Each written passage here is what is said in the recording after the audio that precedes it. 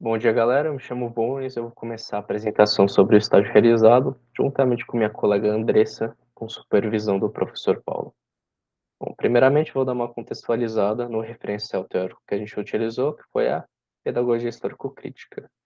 Então, os modismos na área de educação são repetições de determinadas práticas dentro de um contexto sociocultural da sala de aula. Esses padrões, quando estudados e analisados sobre o ponto de vista de Edemerval Saviani, ganham o nome de concepções pedagógicas. Essas concepções dividem-se entre as de natureza crítica e as de natureza acrítica.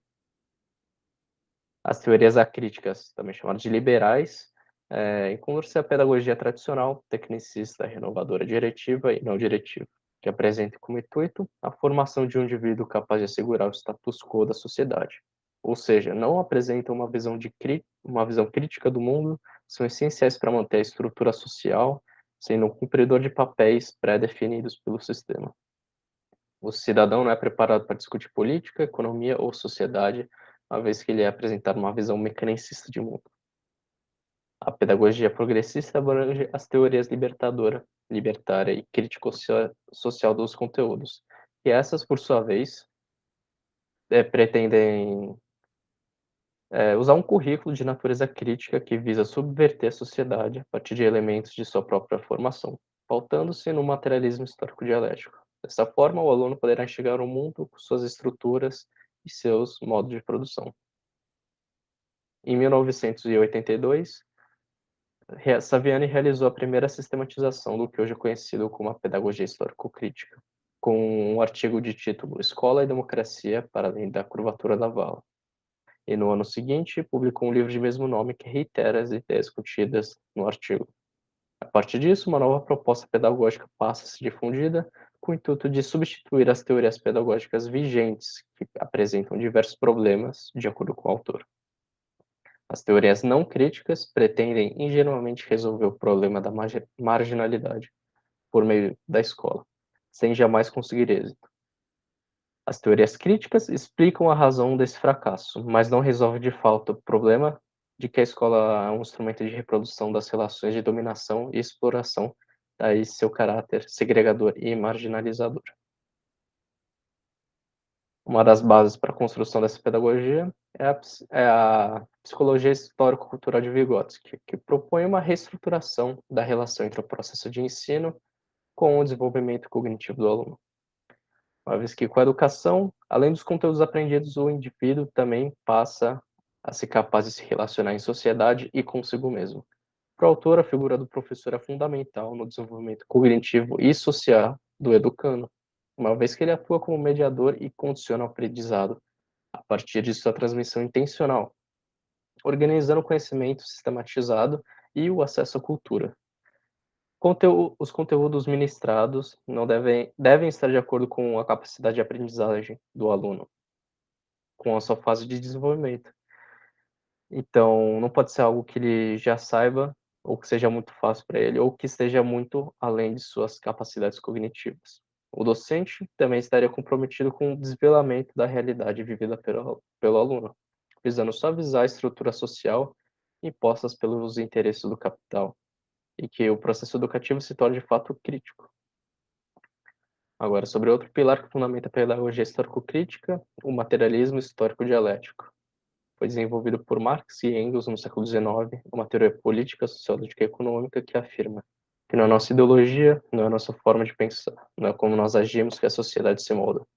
É através dos meios de produção que a sociedade é materialmente moldada, que determinam como nós pensamos, como nós agimos, no que devemos acreditar e no que não devemos acreditar. Analisando a sua etimologia fica mais fácil de entender. O materialismo afirma que a realidade é física. São as condições materiais que determinam quem nós somos e não a nossa ideologia. A história pode ser dividida entre a realidade natural, que existe independente da ação do homem, e a realidade histórica, que depende dos nossos modos de produção de bens e serviços. Esses determinam os cursos da nossa própria existência. Portanto, quando mudamos a nossa forma de produção, mudamos os rumos da nossa própria história. Essa realidade também é dialética, então o sujeito e o ambiente geram influências mútuas entre si.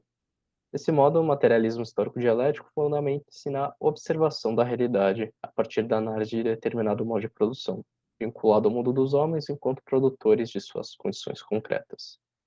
A partir disso, Saviani baseou sua pedagogia, que propõe vincular a educação brasileira à realidade econômica e sociocultural dos alunos, ligando o ensino a uma reflexão e ação transformadora dessa realidade através da prática social. Transformação essa que só é possível com o entendimento do mundo em que o sujeito está inserido. Para entender a própria realidade, é necessário que os modos de produção que compõem o modelo socioeconômico sejam analisados. Mas além desse referencial teórico, nós usamos também um artigo que apareceu ao decorrer da nossa disciplina de licenciatura. O artigo é a Etimologia como ferramenta de aprendizagem significativa de biologia, que trata como os termos técnicos são difíceis de serem assimilados pelos estudantes. Então, a maioria deles prefere memorizar o que poderia ser aprendido por meio da etimologia. O trabalho mostrou como essa abordagem pode contribuir para o ensino de biologia e ciências de um modo geral, uma vez que a terminologia é uma forma de transmitir e interpretar a informação com exatidão. É aí que entra, então, a alfabetização científica, na qual aprender ciências é dominar novas formas de expressão. Permite o indivíduo seja capaz de reproduzir a linguagem científica, analisar dados e relacioná-los com outras disciplinas. A etimologia surge, então, como um instrumento para perceber a lógica por trás dos termos e as suas similaridades, que não ocorrem nos livros didáticos, porque estes apresentam um significado dicionarista. Por exemplo, a palavra citostático seria definida como um produto capaz de inibir divisões celulares. Mas em outra abordagem, poderia ser dividido na palavra cito, que quer dizer célula, e estático, que significa parado. Então, juntas formam algo como célula parada. Muito mais intuitivo de entender e passa a mesma mensagem se realizar da forma correta. Então, essa foi a principal metodologia ao tratar da terminologia científica durante a nossa regência. Tratando agora um pouco da nossa escola, a gente escolheu a Escola Estadual Professor Euclides de Carvalho Campos, também chamado de Sevilla. Surgiu em 1959 para atender às necessidades da população da Vila dos Lavradores. É um bairro que se localiza distante do centro e, naquela época, a cidade não contava com transporte público de qualidade. Hoje em dia, o que era uma escola de ensino secundária está se transicionando para o projeto de ensino integral. Com isso, o número de alunos e professores contratados aumentou consideravelmente em relação ao passado, contando agora com 22 docentes até o momento do nosso estágio, e o número total de alunos a escola não conseguiu afirmar com exatidão, porque a todo momento novos alunos se matriculam, enquanto outros são expulsos ou transferidos a outras instituições. Mas ano passado a escola registrou 785 alunos matriculados. A escola conta com 12 salas de aula, com 2 câmeras de segurança em cada uma, para cobrir toda a classe. Além disso, a instituição conta com espaços como auditório, pátio coberto, cantina, sala de informática, com um acervo de livros dentro dela, e uma quadra poliesportiva. Quadra essa que os alunos estavam impossibilitados de frequentar por decisão da diretoria, por alegarem que os estudantes estavam namorando demais nesse espaço e, inclusive, nossa professora, supervisora, chegou a pegar um casal no meio do ato. Mas também é por conta de um acidente grave com um aluno do ensino fundamental. Foi presenciado pela Andressa, que chegou para a regência e encontrou uma criança sem respirar nas dependências da escola, enquanto os paramédicos não chegavam. Alegadamente, o estudante tinha caído da arquibancada da quadra. Por isso, a direção optou por interditar a área, inclusive para as aulas de educação física, que, como vocês devem saber, é considerada sagrada pelos estudantes, causando uma agitação e revolta deles no final da nossa regência. Como a escola não dispõe de segurança ou muitos monitores, cabe aos professores fazer a fiscalização da quadra. Bom, apesar do auditório ter um telão e um projetor, as demais salas de aulas não tinham. Então, se o professor quisesse passar uma apresentação digital, teria que reservar um televisor móvel, que seria carregado até a sala. às vezes podia atrasar a aula ou não ter televisores disponíveis, e além desse inconveniente também tinha a questão da falta de espaço físico, principalmente salas para reuniões, como vamos tratar mais profundamente nas ATPCs, que tivemos que inclusive fazer no meio da sala de professores, com professores que não tinham nada a ver com a reunião. Bom, eh,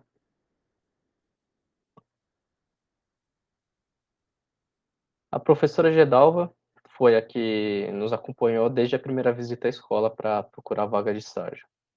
Por conta do caso de estagiários, passados, a escola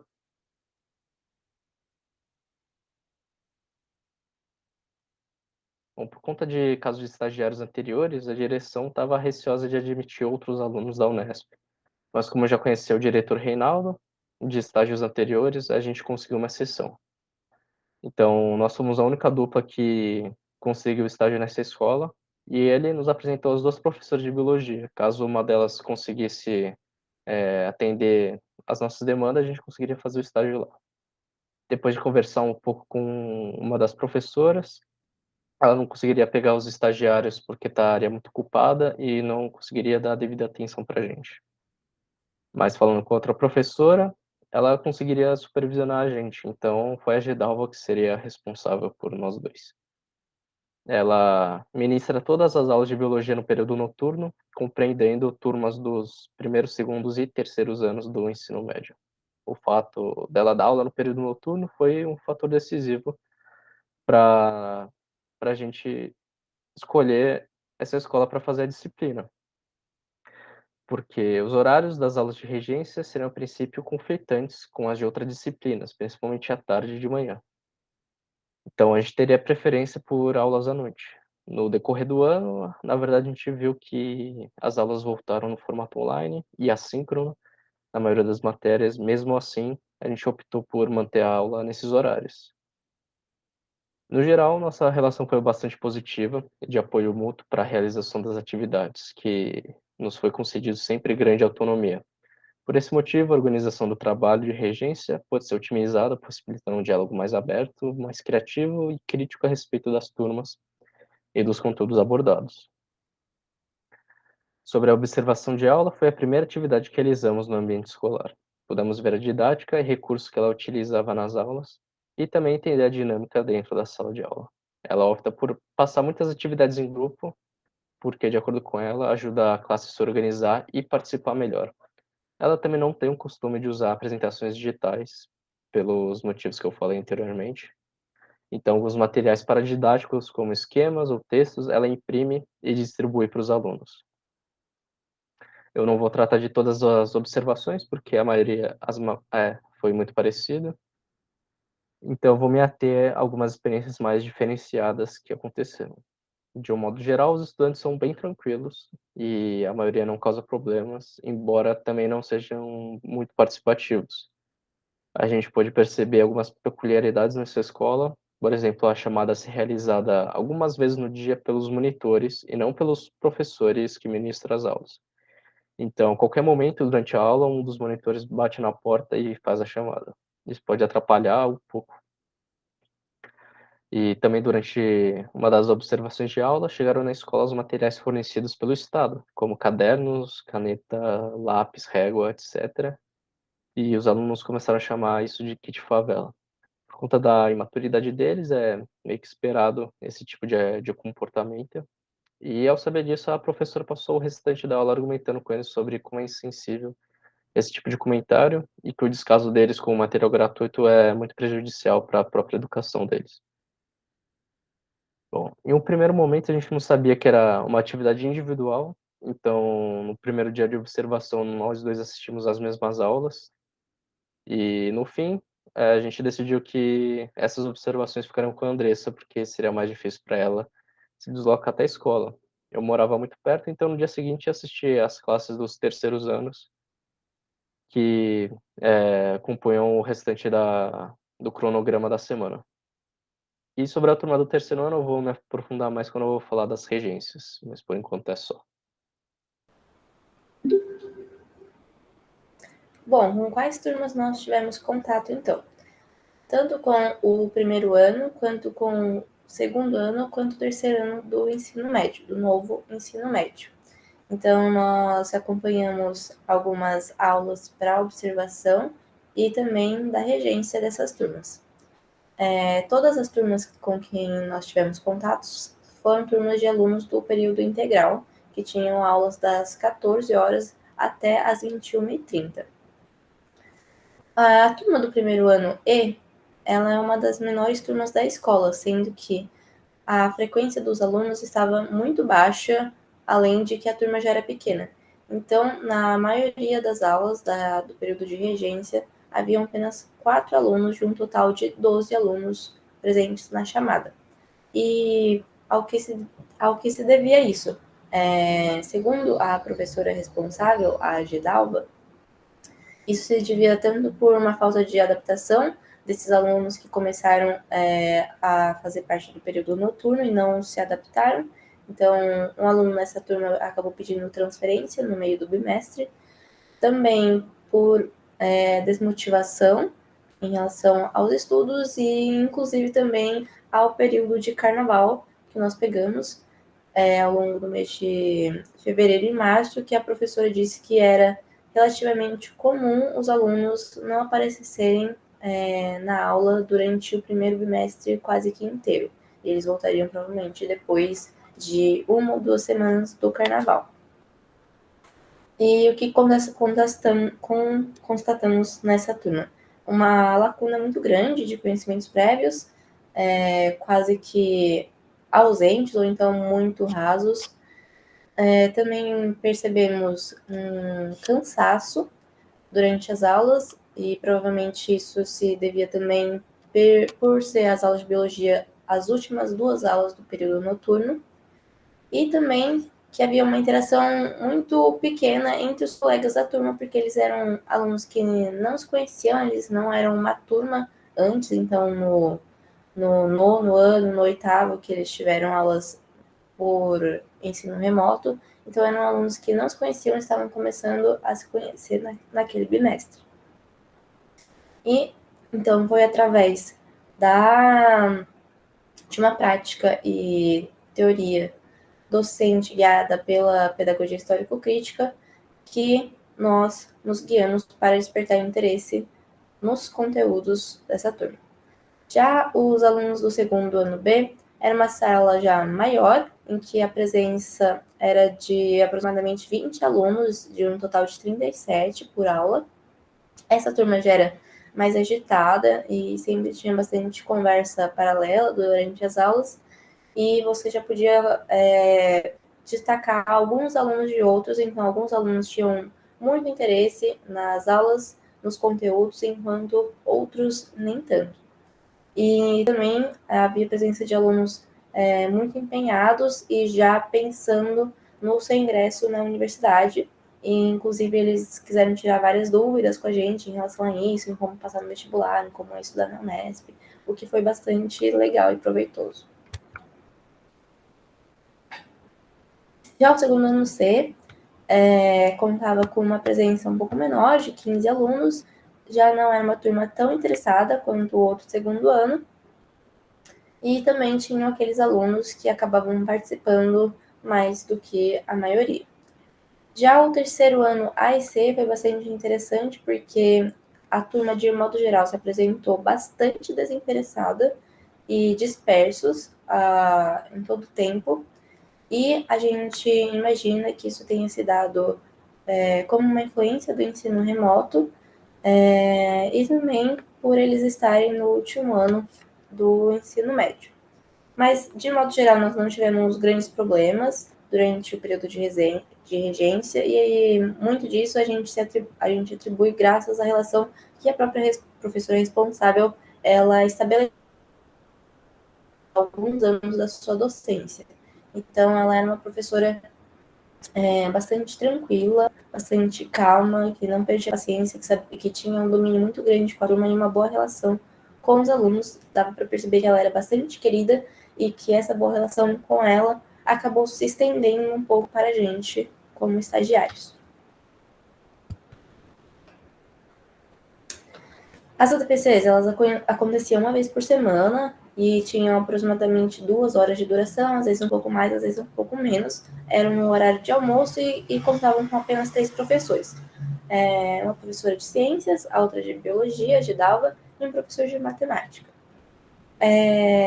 As ATPCs aconteciam na sala de informática, porque eram principalmente um momento para que a PCA, a coordenadora pedagógica, tinha para acompanhar mais de perto o desenvolvimento de algumas atividades com esses professores, mas também para o envio de muitos documentos e resolução de algumas burocracias exigidas tanto pela EFAP quanto pela diretoria de ensino. Então, os professores usavam aquele momento para organizar o drive das suas disciplinas, elaborar agendas e os guias de aprendizagem do trimestre, acompanhar o desenvolvimento de alguns alunos específicos e da turma como um todo, e também para discutir com esses professores entre si, e também com a coordenadora, sobre as disciplinas eletivas, que ainda está sendo uma novidade muito grande na escola. Quais dificuldades a gente pôde observar ao longo das ATPCs? Que os professores, esses três, tinham bastante dificuldade com o uso das tecnologias, em utilizar, então, por exemplo, o Drive ou a própria sala de informática. Também vimos que a EFAP e a DE têm algumas falhas nos seus sistemas, o que dificultou bastante e tornou as ATPCs mais demoradas e um pouco menos dinâmicas. E também que nem sempre havia uma comunicação tão clara e boa entre os professores e a coordenadora pedagógica, sendo que algumas vezes as reuniões acabaram sendo desmarcadas em cima da hora, inclusive. Em relação à nossa regência, eu acabei ficando com a turma do primeiro ano E e agora eu vou falar sobre ela. E depois o Gomes vai falar sobre a turma que ele pegou. No primeiro ano E, eu trabalhei, então, a unidade temática de matéria e energia, e a professora deu bastante liberdade para encaixar também temas que estivessem além do proposto no currículo, que eu achasse interessante que os alunos aprendessem, mas que ainda se inserissem nesse eixo temático. Como as habilidades que o currículo paulista propõe seria de analisar e representar com o uso de dispositivos e aplicativos digitais específicos as transformações e conservações de sistemas que envolvam quantidade de matéria, energia e de movimento, para realizar previsões sobre seus comportamentos em situações cotidianas e em processos produtivos que priorizem o desenvolvimento sustentável, o uso consciente dos recursos naturais e a preservação da vida em todas as suas formas. Então, como os conteúdos previstos tínhamos tanto falar sobre fluxo de matéria e energia, sobre a manutenção e impactos dos ecossistemas, falar sobre fotossíntese e respiração e também soluções sobre as ameaças ao equilíbrio dos ecossistemas. Então, a partir desses conteúdos previstos, eu e a professora conversamos sobre abordar alguns temas específicos e que esses temas dialogassem com esses conteúdos também. Então, as aulas tiveram como temas biomas brasileiros, que foram então 2 aulas sobre esse tema, e depois 2 aulas sobre energia e os biomas, e depois mais 2 aulas sobre fluxo de energia nos ecossistemas e serviços ecossistêmicos, e finalmente eu falei sobre o Sistema Nacional das Unidades de Conservação nas últimas 2 aulas também. O primeiro ano foi uma turma muito tranquila de se trabalhar, até porque era uma sala muito pequena, como eu havia dito, e foi bastante delicado isso, porque nas primeiras aulas a presença estava de 8 alunos, mas depois acabou ficando apenas 4. Isso se deveu, então, por faltas mesmo e também por um aluno que acabou pedindo transferência para outro período. A turma tinha uma pouca coesão entre si, porque, como eu disse, eram alunos que não se conheciam, que estavam se conhecendo ainda, então eles não tinham ainda um vínculo muito grande entre si, mas que foi possível perceber que eles foram se aproximando e desenvolvendo certa amizade ao longo das aulas, o que acabou tornando as aulas também mais dinâmicas, já que eles estavam mais dispostos a conversarem entre si. Era uma turma com pouca disposição para realizar atividades no momento de sala de aula, então, para propor qualquer atividade ou dinâmica, eu sempre conversava com a professora para ver se ela achava que seria possível, se iria funcionar. Inclusive, ela me recomendou não propor tarefas de casa porque os alunos não tinham motivação para fazer elas. E a sala foi bastante respeitosa, tanto conosco quanto com a professora. Acredito que principalmente pela forma como a professora sabia lidar com a turma.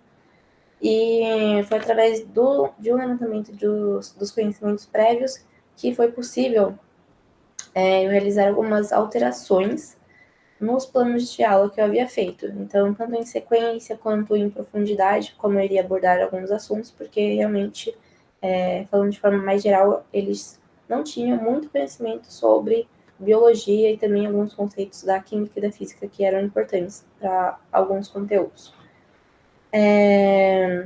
Apesar de ser uma turma pequena e eles terem essas peculiaridades, a participação ela foi aumentando ao longo das aulas e também a demonstração de interesse foi sendo mais intensificada. Isso se deu principalmente em momentos em que eu trouxe assuntos bastante contextualizados com problemas socioambientais atuais, também assuntos de grande veiculação na mídia recentemente. Então, a ser guiada pela PHC foi algo que realmente possibilitou com que esses alunos tivessem um engajamento maior nas aulas e também nos seus conteúdos. E assim teve um desempenho dos alunos que foi sendo cada vez mais, foi progredindo cada vez mais conforme o andamento da disciplina.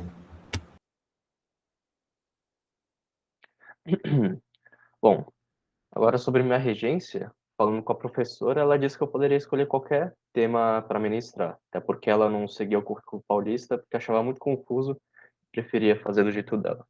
Ela sugeriu que seria uma boa o tema de divisões celulares para o segundo ano, dentro da temática Vida e Universo da BNCC.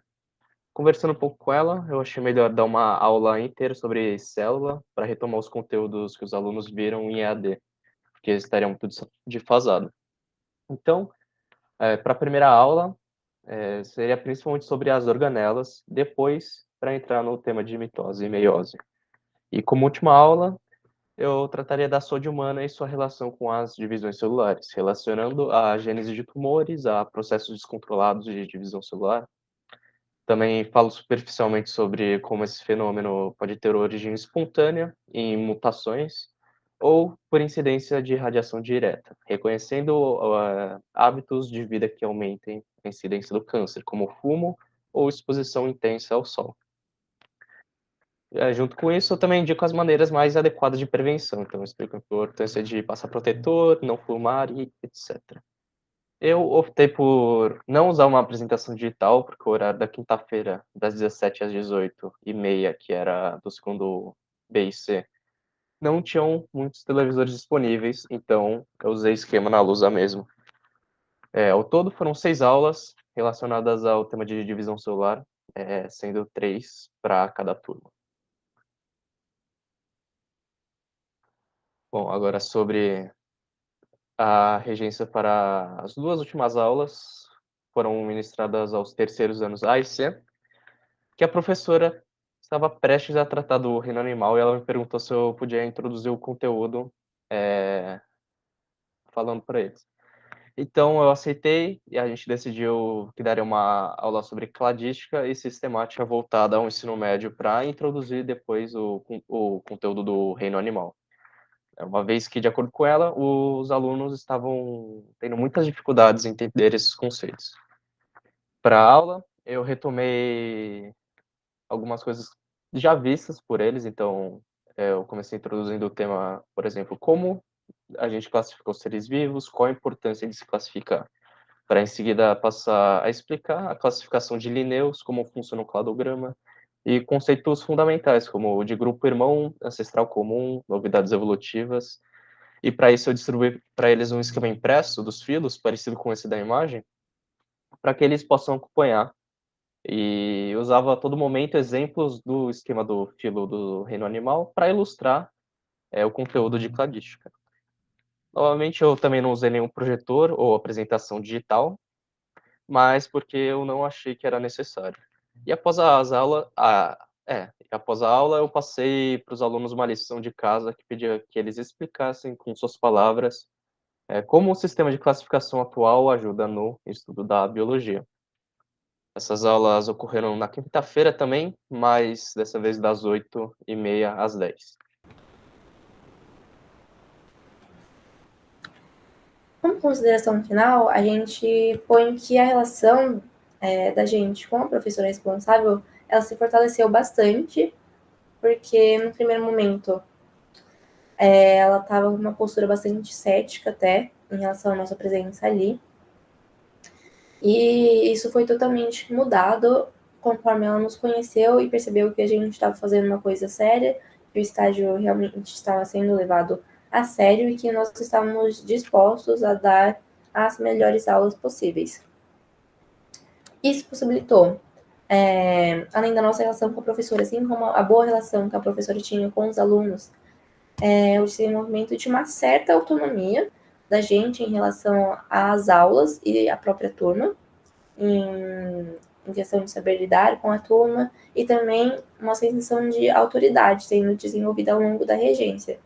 E isso é bastante interessante de perceber, porque agora com esse estágio sendo totalmente 100% presencial, estar num espaço de sala de aula, assim como ter um contato muito mais íntimo e frequente com o ambiente escolar como um todo, foi algo que criou uma aproximação muito maior da gente com os próprios alunos, com os funcionários, com os professores, do que a gente teve em estágios passados, por exemplo. E algo que chamou bastante a nossa atenção foi querer dar aulas bastante robustas, embasadas, uma aula que exigia bastante da gente, mas sabíamos que também exigia bastante dos alunos, e sentir realmente esse choque, né, de nós, por termos também sido guiados pela pedagogia histórico-crítica, perceber essa discrepância muito grande em relação ao que é proposto no novo ensino médio, de valorizar muito mais as competências do que os conteúdos. Então, isso que também estava nítido nos alunos, como eles estavam acostumados e habituados a apenas desenvolver competências e habilidades e não realmente aprenderem os conteúdos de fato. Isso, então, se somou a essas mudanças do ensino médio e também a esse retorno dos alunos ao ensino presencial em relação ao ensino remoto. Então, foi, assim, muitos sentimentos envolvidos de ambas as partes, tanto da gente quanto dos alunos, quanto também sendo uma experiência nova para a professora responsável, mas que, no fim, tudo foi bastante proveitoso e muito importante tanto para a minha formação quanto para a do Volmes. E é isso, então, gente. Gostaríamos de agradecer por vocês terem assistido e pelo professor Paulo, pela orientação e pela oportunidade do estágio. Aqui estão estão as nossas referências que utilizamos ao longo dessa apresentação, do relatório e também para a realização dos planejamentos de aulas. Muito obrigada, então.